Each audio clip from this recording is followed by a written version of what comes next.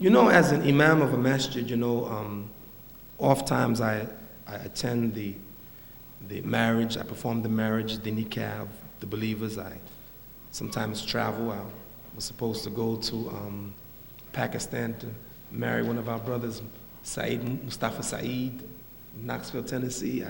I've traveled around the country performing marriages, and I've attended walimas, Muslim celebration. I've attended aqiqas, Muslims having babies. I go to graduations. And one of the young brothers in our masjid named Abdul Rashid, in the 6th grade last year, invited me to his graduation. He's a special young man. He was the class valedictorian. You know the valedictorian? He's the smartest guy in the class, right? Abdul Rashid, African American. And he said, Imam Siraj, can you come to my graduation? I said, of course I'll come to your graduation.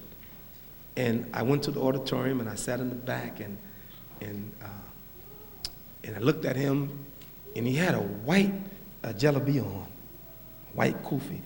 And boy, he looked royal and regal. He walked up there, and looked very wonderful. Now here's a young man in the 6th grade. Now that would make him about, I imagine, 11 years old, something like that. About that, right?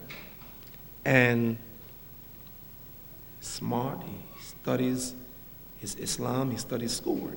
Right? Now I noticed that when he gave a speech, by the way, marvelous speech. Right? And afterwards, it came time to receive the diploma. And I watched him as he lined up with the rest of the students, right? And I'm like anticipating, Abdul Rashid going there to get his diploma, because after his diploma, I'm going to leave. So I was there, I was with him, and then I left, right? So he walked up. It just so happened that they had invited one of the representatives from the district office to hand out the diplomas. It was a woman, right?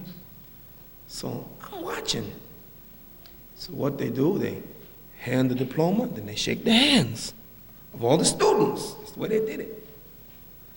And I'm sitting back there and watching Abdul Rashid. He's walking up there, right? And she hands him the diploma, and he takes the diploma, and he's saying something to her. And I'm back there trying to read his lips. And way in the back of the audience, I could read his lips. He says, I'm sorry. I don't mean to be disrespectful, but we're not allowed to shake the hands of women. And he walked off the stage. I know what some of you are saying. He said, Imam Siraj, he went too far. Yes, we read in the history that the Prophet Muhammad never shook the hands of women that were not his wife, not his immediate family. Yes, it's true. In the Islamic society, it's impolite for men and women to shake hands. That's true, you say. But Imam, he's only 11 years old. He's getting a diploma. Why you make such a big deal out of it? And you know what? I was so proud of that young man, and I'll tell you why. If a young boy at 11 can have so much fear and taqwa of Allah that he won't shake the hands with a woman, how much more so that boy won't commit fornication and adultery? He simply have a belief, and he simply followed it. Why? Why does Islam have the solution? Islam has the solution because we as Muslims have become Abdullah, Ibadullah, and the servants of Allah. I don't know. And if you left it up to me, I make mistakes. If you left it up to human beings, we make a mistake. We don't know how. We don't have the guidance. We don't have the wisdom. But Allah, the Lord of the worlds, Al-Hakim, the wise, Al-Alim, the known, Al-Khabir, the aware, he knows better than us. What's the solution? And what's the problem? 1400 years ago, a man came to the Prophet ﷺ and complained that his brother's stomach was aching. And the Prophet said, Isqihi asal, give him honey. Because in the Quran, honey is called a shifa, a healing. Give him honey. And so the man gave his brother honey. It didn't work. Oh, Rasulullah, it didn't work. The Prophet said, Isqihi asala. Give him honey. So the man gave his brother honey. He said, doesn't work, it didn't work. The Prophet said, give him honey. In the fourth time, the Prophet said, Sadaq Allah wa kadhaba ba'ni akhihi isqihi asal. Allah speaks the truth, and the stomach of your brother lies. Give him honey. And he gave him honey, and he was cured. What's the wisdom? The wisdom is this. The Prophet, peace and blessing be upon him, was so confident in the words of Allah that honey is a cure, that he was persistent. Even though it appeared not to work, he was persistent. Give him honey, give him honey, give him honey. And his persistency paid off. What's the sickness of America? Racism, sexism, crime, drugs, alcoholism? No. These are all signs pointing to the real problem. And the real problem is one. It is the disobedience of the Lord of the worlds. You know what, Dr. Yunus, when I had this dialogue with the Mormon expert, he surprised me by saying things that God, he said, couldn't do. He said, God can't do this. And I said, we as Muslims say it a different way. For instance, the Prophet said that Allah said, Ya ibadi, inni haramtu dhulma ala nafsi. O my servants, I have prohibited me to be unjust to you. So do not be unjust to each other. And one thing that I see that Allah has done, that he does, he does not force people to believe in him against their will. He won't do it. If Allah desired everybody on the earth would have submitted, would then you, O Muhammad, compel mankind against their will to believe? And so the key is, he's not going to make you do it. He's not going to make you get up and make prayer. He's not going to make you fast in the month of Ramadan. He's not going to make you stop drinking liquor. He won't make you stop committing zina. He won't make you stop paying interest. He won't make you stop selling drugs. He won't make you stop gambling. So you know what I found out? In my opinion, some of the best Muslims in the world are in America. And on the other hand, some of the worst Muslims in the world are in America. Why? Because if you can be in a country where you are not, it's not mandatory for you to obey these laws, and you can go in a corner store and buy liquor, and you walk past the liquor store and you don't go in, that's good. If you can go past the drug house and not be touched, or a prostitute and not be moved by them, and you can be surrounded with every kind of evil in the society and you walk past it and you don't touch it, that's great. But then again, be careful. If you're in this society and you wind up doing everything like everybody else, then you know better than anyone else. Show me. I close with this. My father offered me liquor, and I drank it. Tonight before I came here, I spoke to my son, Muhammad, the grandson of my father.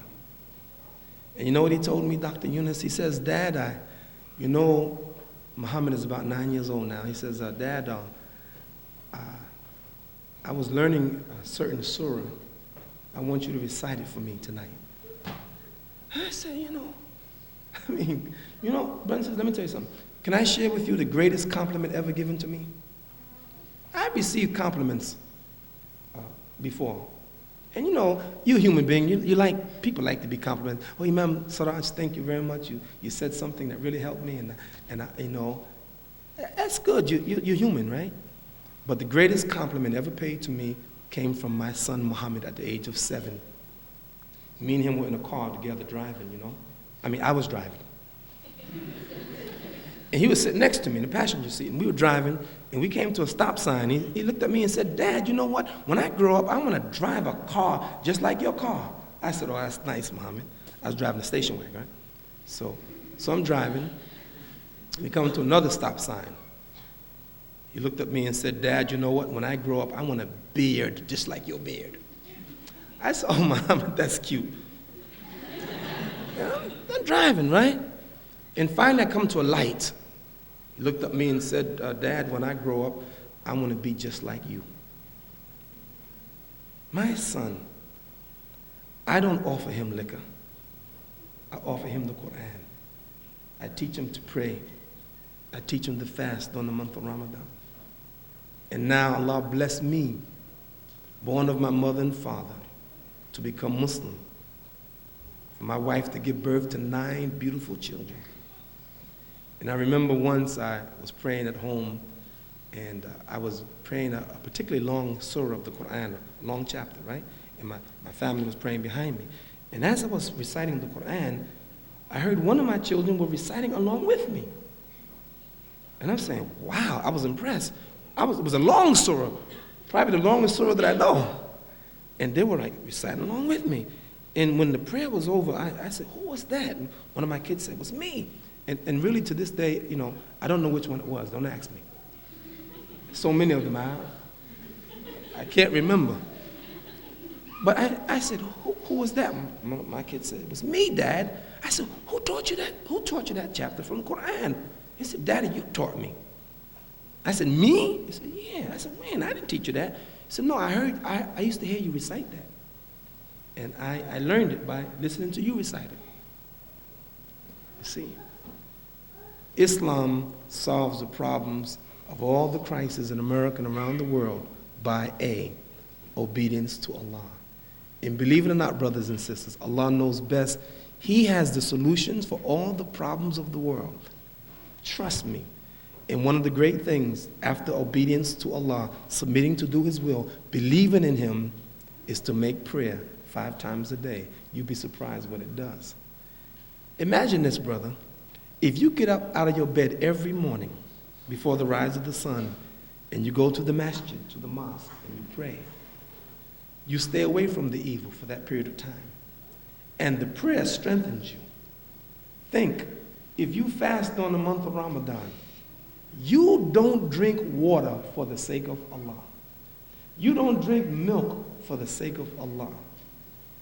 You don't eat rice for the sake of Allah while you're fasting.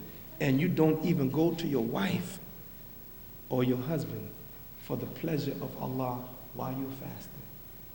If you can stay away from water, you can stay away from wine. If you can stay away from your own wife, you can stay away from the wife of your neighbor.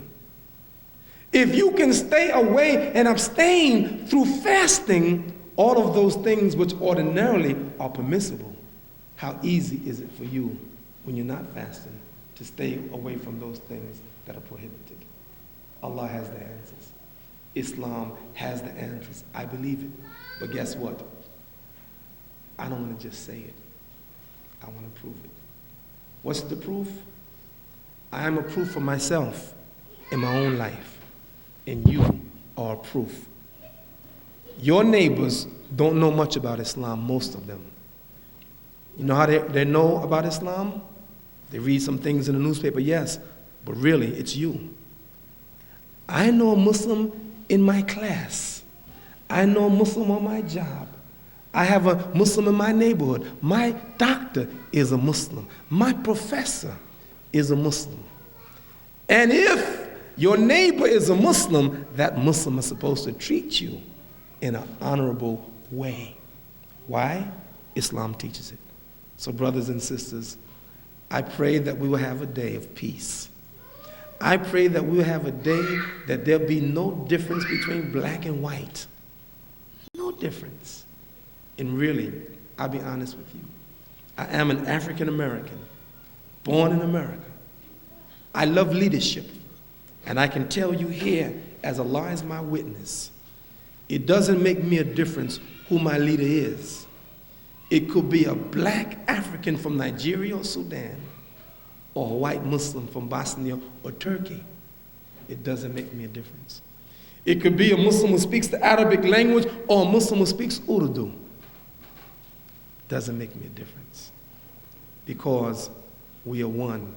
And Islam has made this into a marvelous body of oneness. Somebody said it right. Modern science has made this globe a neighborhood, but Islam, with its teaching, has made it a brotherhood. And now look, 1,300,000,000 Muslims around the world. Muslims in Japan, 31 million Muslims in China, 35 million Muslims in Russia, 250 million Muslims in Africa, and all over the globe, brothers. Innamal mu'minuna ikhwa, the believers are brothers. And not only that, treat our neighbors, non-Muslims as well as Muslims, with honor and respect. Islam is the answer, the solution. I believe it. I'm going to try to prove it in my own life, in the life of my family. You try to prove it in your own life, in the life of your family, and in your masjid, and in your community, and in this country. If we do that, maybe some Americans will say, yes, I'm from Missouri, and you have showed me, and now I agree with you. Thank you, brothers and sisters. Assalamu alaikum. Now, you have been tremendously patient. I went longer than I wanted to go. And what I'm going to do for you, I got some good news for you. What time is it now? 9 o'clock. You got to go to work tomorrow? You got to go to school tomorrow? Now, I don't want none of you to play hooky. In fact, I already know a student that took off from school today. I'm not going to tell on you. I want you all to go to school tomorrow, and I want you to go to work. Don't say, well, Imam Siraj was talking to us, and I couldn't go to work. So I want you to go to work. But what I'm going to do is take just a few moments.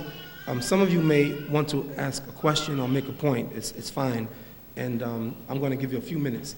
And you don't have to write it down. Please feel free to raise your hand and either ask a question or make a point. And brothers and sisters, I made some mistakes tonight. I'm sure I always do. So please forgive us. Only Allah is perfect, and I'm imperfect. And I at least try to make my intention correct. Anyone have a question, raise your hand. If you're too shy and bashful, if you want to write it down, and just get it up to me.